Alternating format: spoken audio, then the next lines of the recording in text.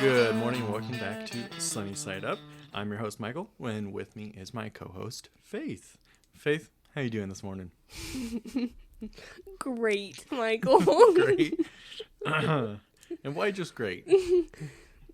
Because our morning started great, fresh off the bat with a miscommunication, so... More of a spirited debate about the ethics of an apology. That's how we've spent our morning. Yeah, to be clear, we're not fighting. We just legitimately had an elevated conversation about the ethics of an apology and what makes an apology sincere versus insincere and therefore a valid apology. So, differing opinions. Mm-hmm. That we're not caught on mic and we're not going to dig up that fresh grave. So, Faith, you want to ask how I'm doing? How are you doing, Michael? Faith, I feel really old right now. 30 is hitting me today, and I'm not loving it. I feel like I'm a little bit closer to 40 right now than 30, and the reason for that is my joints hurt. I don't like that it's cold outside. And the worst part is I had a dream. I used to dream about like castles, dragons, being an astronaut. Now I dream about paying the bills. I had the one dream I can remember from last night was sitting there at a computer just paying the bills, just one after another. Oh, that's another bill. That's another bill. So even in your subconscious, you can't escape reality. It sucked. I woke up and I was like, well, fuck that. What the? And I just like was grumbling the whole way to the coffee machine after I finally got out of the bed. Who dreams about paying bills? I don't know. Anyways, as mentioned last week, I have been considering getting into Marvel because Sadie Sink is in the new Spider-Man. And it's rumored that Keery might be coming over to the MCU as well. A lot of people speculate that he might be Harry Osborn. Do you know who that is? Have you watched Spider-Man movies before? Only the, cartoon, which one? The animated one. Okay. Well, Harry Osborn should have been in the cartoon version. He's Spider-Man's best friend. And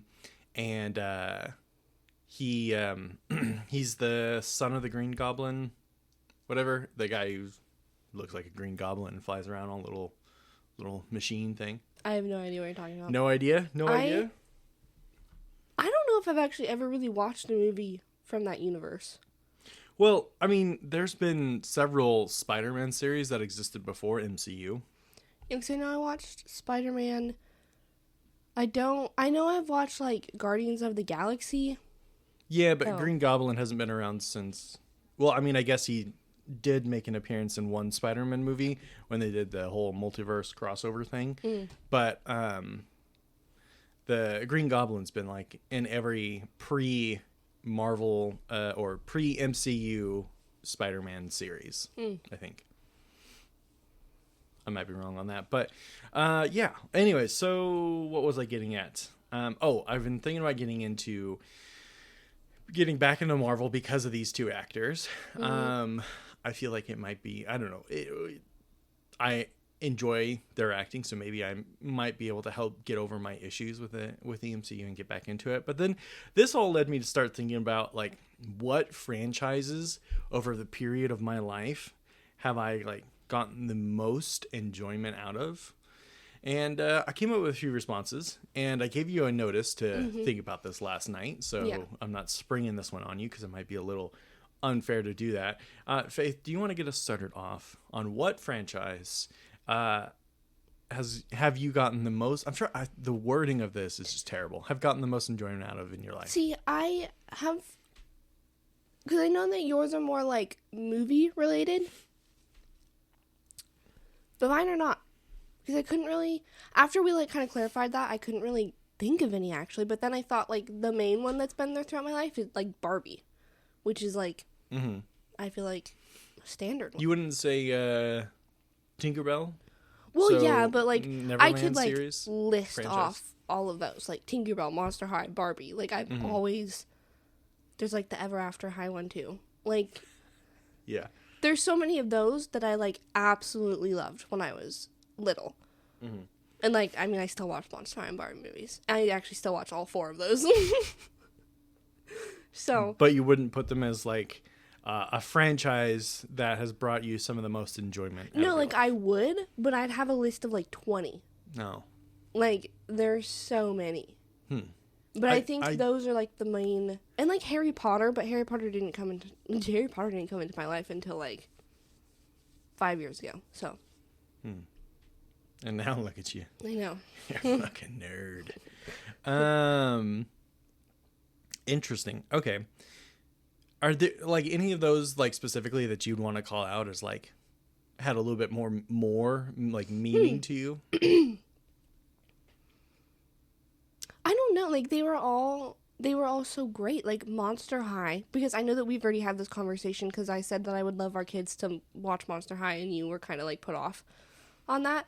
But then I explained that it's like it's a show that was created for young girls to like embrace themselves. Like their whole thing is like everybody has freaky flaws, and like I don't know, I love Everybody's Monster High. a freak. Yeah, I don't know. It's like their thing is like will be like friendship, freaky flaws, and all. Like that's their thing, and I love it. And I feel like a lot of people just look at it like this, kind of like Bratz dolls. My mom didn't ever let me play with Bratz dolls because they were too bratty. That was what she told me. It's in the name. So I wasn't allowed to play with Bratz dolls. And I feel like people look at Monster High like that, but Monster High like has such a good message in it. And I love it. So I had so many of the Monster High dolls, Michael. You don't understand. It's very funny to hear you say this, and then my answers that I'm about to I follow know. up with. I know. Well, and like the Barbies too, like I was looking at, because I collect Barbie movies, I was looking at my collection, and on the front of them, I was like, had that Barbie, had that Barbie, had that Barbie.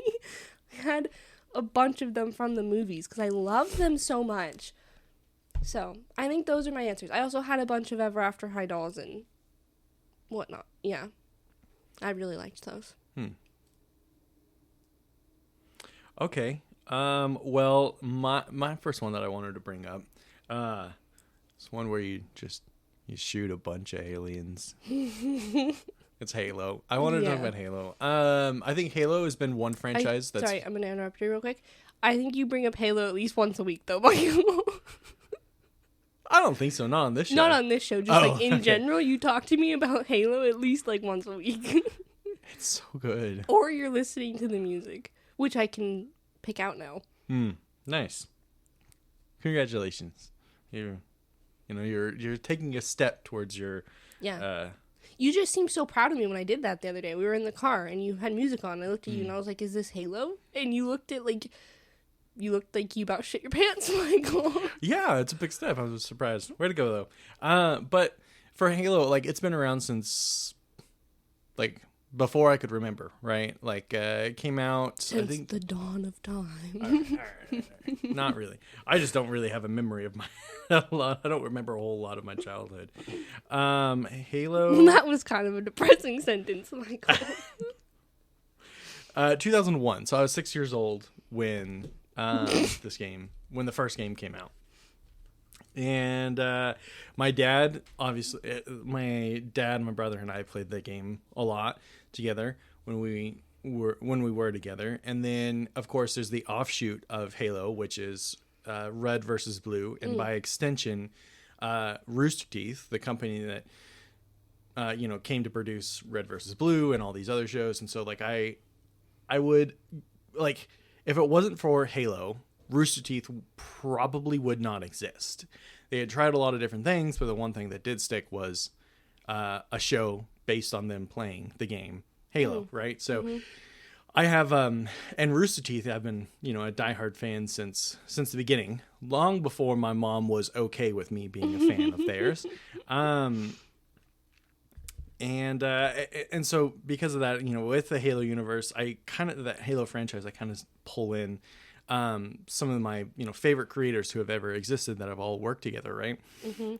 And then Halo also has TV shows a TV show that we shouldn't really talk about. It's terrible. I hate it.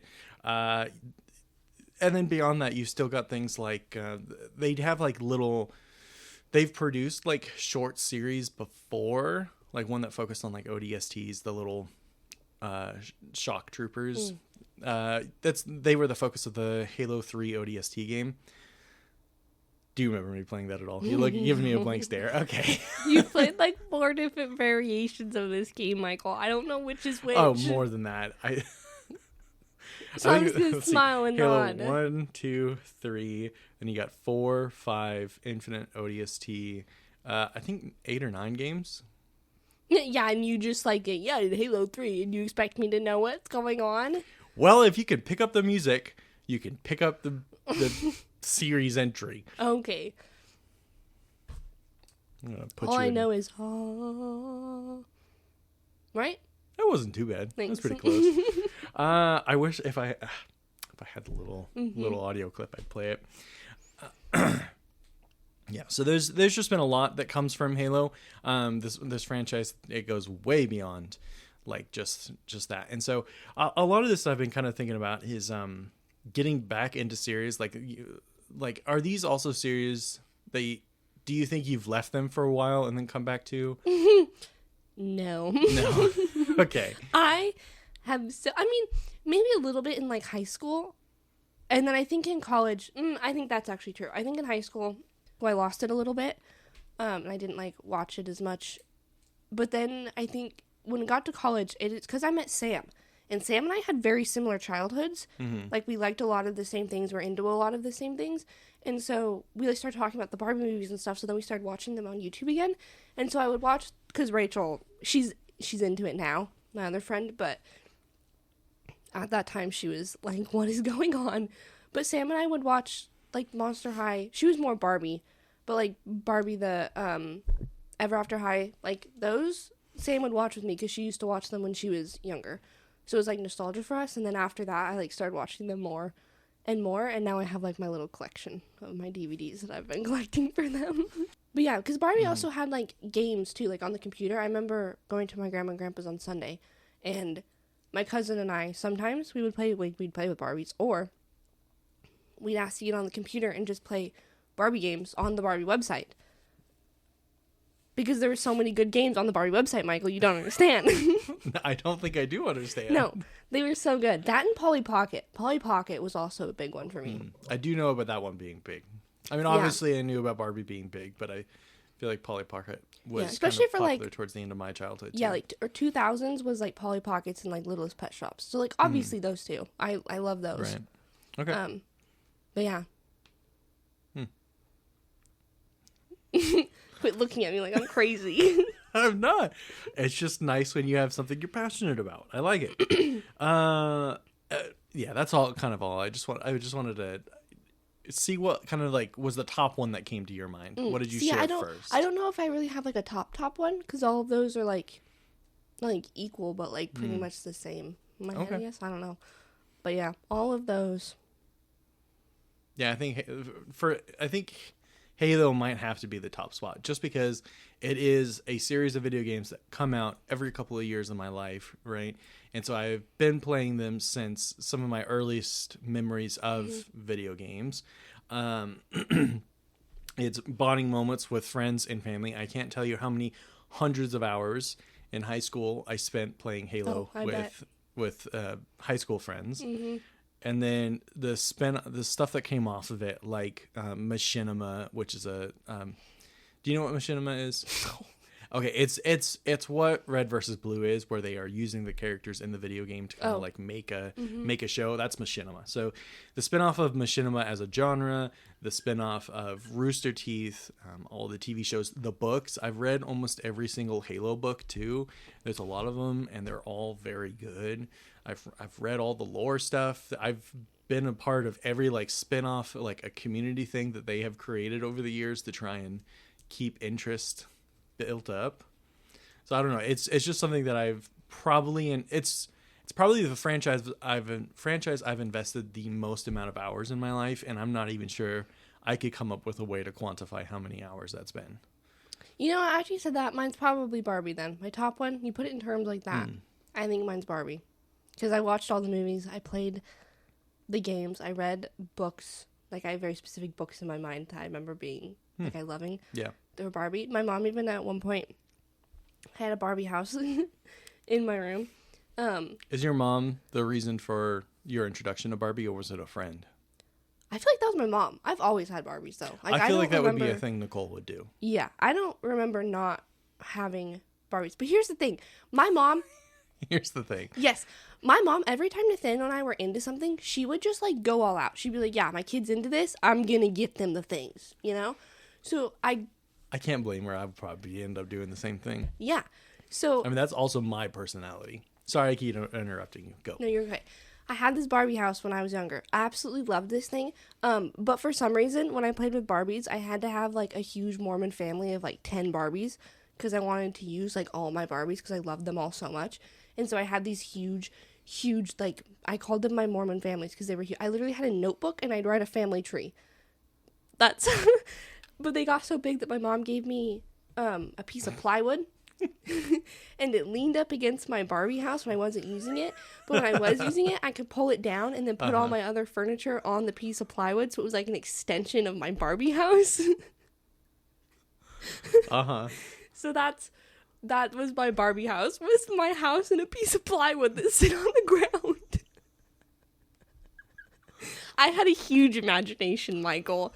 And then I would go to YouTube and either watch videos of people playing with Barbies, like creating their stories, and I'd watch videos. Yeah, no, I understand. Or I would watch this one channel. It's called My Froggy Stuff. I still remember it, and I still can picture the videos because she would make furniture for her dolls out of just like cardboard and everything else. And because my mom is such a crafty lady, she had all of that stuff already. So then Nicole. On the weekends, I would sit there with my little hot glue gun gluing pieces of cardboard together to make beds and furniture. So then I had my piece of plywood with all of my, like, cardboard furniture on it. And that's how I spent my weekends as a kid. I built a pool at one point. I was pretty freaking crafty, Michael. I can tell, yeah. I absolutely loved that. And my mom would just sit there and help me hot glue pieces of cardboard together. Are you ready for that to be your future? I so am. I'm so excited. Because then she would also go to, like, thrift stores and yard sales and find me, like, Barbie things. Like, she came home one time. This was to bribe me to clean my room, which didn't work, by the way. And she came home with this big bag of, like, all these 90s Barbies things. And it had, like, a sled, like, skis and the poles so your Barbies could ski. I loved it. Loved it. My mom was the best at finding Barbie stuff for me. So I could play with it on my piece of plywood and cardboard furniture.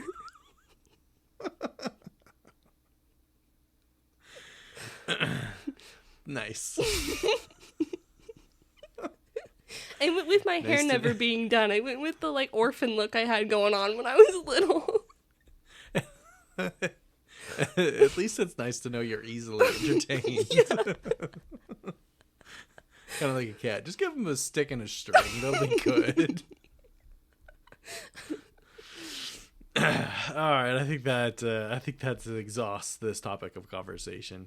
The other thing, so I wanted to get your reaction to this podcast idea. I have been contemplating it for a little while. And, like, I've flirted with this idea before, but I got concrete after I was listening to a podcast from someone else, and the co-host asked, like, where the, like, cultural touch point of keeping your sticker on your baseball hat, where did that come from? And the host very confidently said that people do that because in sports interviews, after the sports ball game is over, you didn't find that? No? Okay. All right. Well, moving on. Try to be funny here. after it was over, they have to quickly put on the new merch or whatever that they're about to be selling because of it. And usually then it's because of stickers. So then therefore people started wearing hats and jerseys with stickers or hats with stickers on them because that's what the athletes are doing in these interviews. Right. And I was like, that's not right. Because Michael, I've researched knower, this one. all knowledge knows that. No, not knower of all knowledge. Okay. I just happened to have looked this one up before. Okay. And so I was like, I know that's not right, but maybe I should verify, right? So then I started my research and I was immediately validated in that immediately the everywhere online forums and articles and fashion magazines, everyone agreed with me that I was right. And the truth is that it's a status symbol. Because it indicates that you have money to buy new things. And so if you keep that sticker on there, it's like, damn, that guy's got money because he can afford brand new stuff. So it comes down to a symbol of status and a symbol that you have money to spend. And that, that just reinforces the status thing. And so I was like, I was right. So then this helped me formulate the concrete idea that I have flirted with before. It would be a show called You Got That Wrong. Oh my God, so you can just tell people that you're right and they're wrong. Yeah. Yeah. So it would be So it would be a show where I would respond to things that people have said because I listen to, about 40 hours of podcasts a week, right? So it would be a show where I respond to something I heard and I was like, that's not right. I'm going to correct you. And I like the idea because it would be I'm fun. sure you do. The reason I like the idea is because it feels like a research, like research papers, they respond to each other. You write a research paper, you get it published, and then someone says, you're an idiot. Let me write a research paper that is in direct response to your research paper. And yeah, so it would be like that idea in a podcast. And I love this idea, but it would be so hard to do this and not be a complete dickhead. Yeah. You'd have to pick a better name than You Got That Wrong. Yeah. I don't know. That it seems like something you would enjoy. But yeah, it seems a little douchey. It does feel douchey, right? But also, isn't it everyone's job to correct misinformation? I mean, yeah. But not in a douchey way. Okay, then help me workshop this. How would this not be douchey? Other than changing the name. I don't know. I guess it would be how you approached it. Yeah. You'd have to be you can't be oh, this idiot on this podcast said this really dumb thing and it's wrong. Not like that. You're making me seem like an asshole. I genuinely don't know how you do that where somebody wouldn't be okay. I think it just comes out hey, I heard this very interesting fact. I'm not sure it is completely well researched. And so I wanted to take it and I looked at it and this is how I found out. This is what this is a more accurate version. Yeah.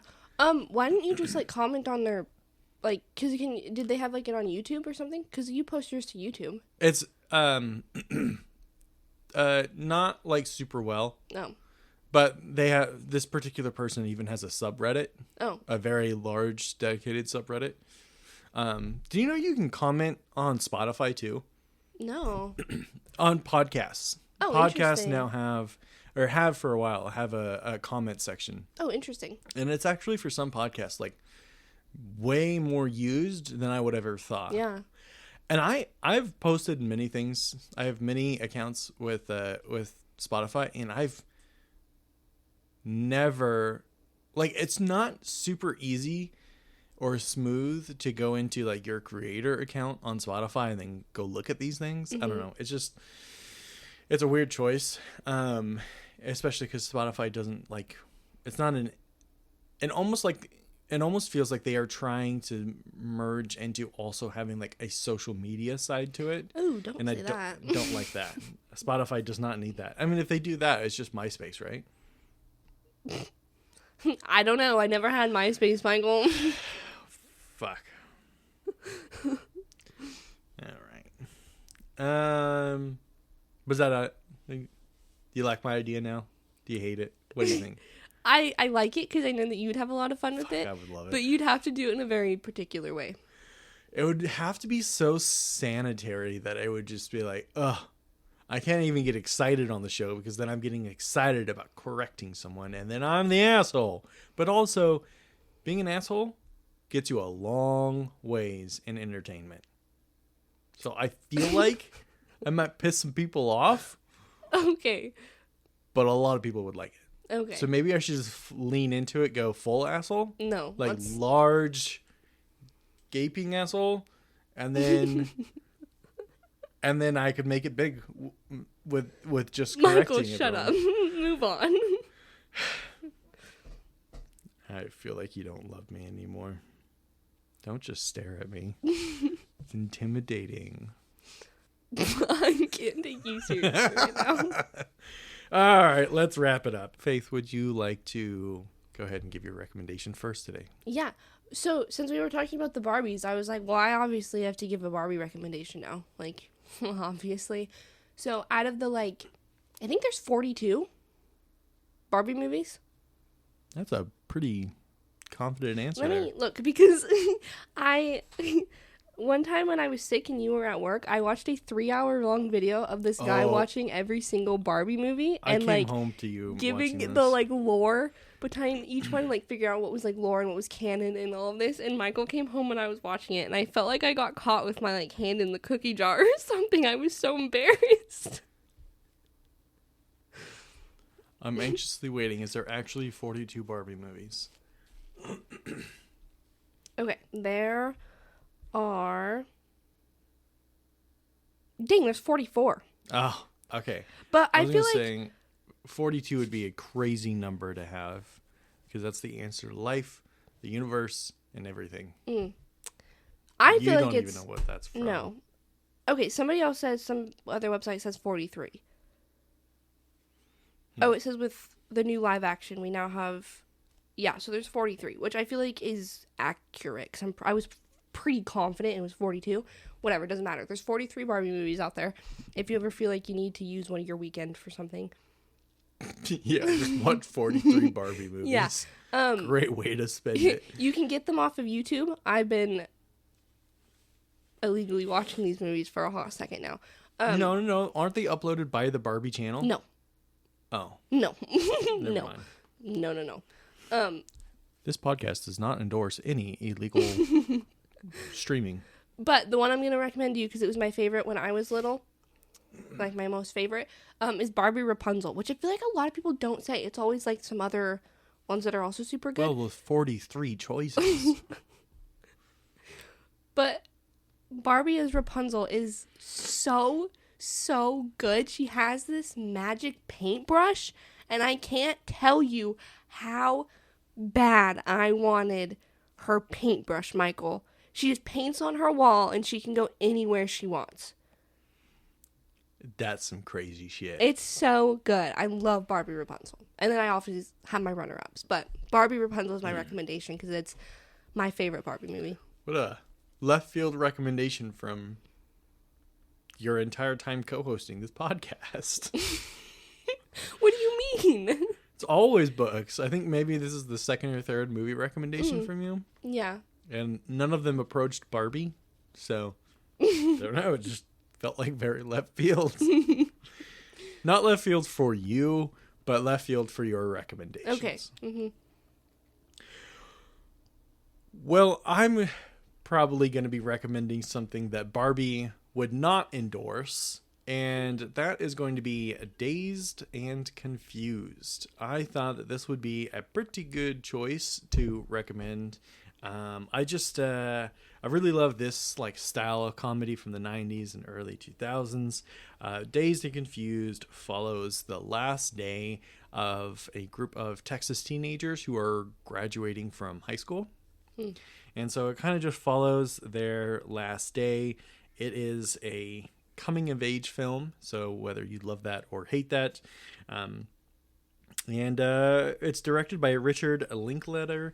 Is there anything else that I should say about this? Oh, yes, definitely. I have here Matthew McConaughey stars in it. Once again, we've been on a really big Matthew McConaughey kick. Yeah, Matthew McConaughey has been in our lives pretty much every weekend for like a couple months now, I feel like.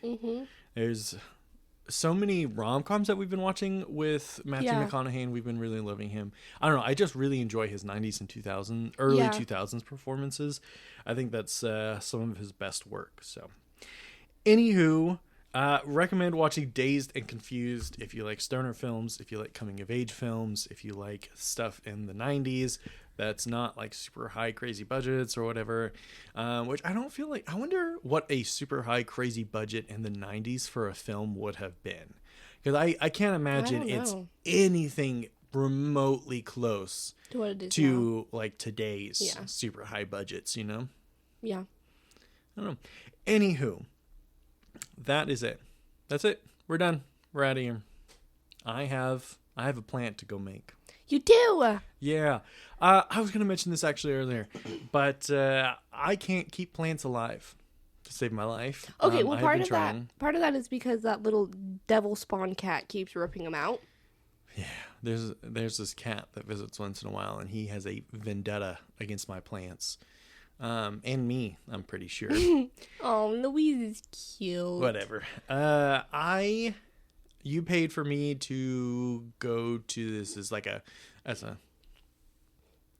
succulent. Yeah, succulent workshop thingy. Succulent workshop. That's at Zamzows. Yeah.